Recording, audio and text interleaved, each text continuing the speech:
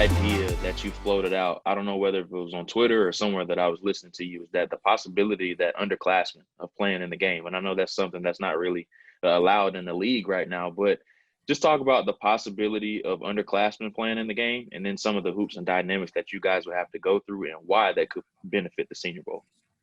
Yeah, so it was really good progress. Like 6 or 7 years ago now, I want to say, the league opened up our game to juniors that graduate in December. And when I took this job, that was a huge focus. When I took this job was really take advantage of that, right? I think that before we got here a couple of years ago, their juniors they had in the game was 4 in 1 year. We've had 23 over the last 2 years, and those juniors have really beefed up our roster. So identifying those guys and being out ahead of it, whether it's through the schools or through agents, trying to figure out which of these juniors are going to get their diplomas in December has been huge for us. I don't think in a normal year you would ever, there's a lot of stuff on Twitter. People are like, well, why don't you have a junior bowl? I don't think the league will ever get to a point where they're allowed underclassmen to come out because it's an incentive to leave.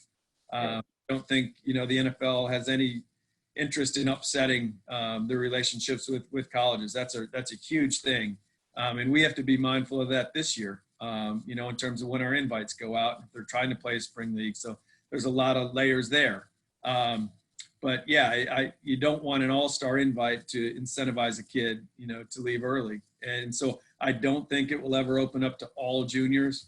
I think having the December grad thing is huge. And we did a lot of work over the summer trying to identify those guys. Now the key is if they leave campus and they decide to, start training for the draft and they're focused on the draft, hopefully they're taking those classes online or something and they follow through and get that diploma, because I'm staring at the board right now and there's a lot of good juniors that could be coming to Mobile this year.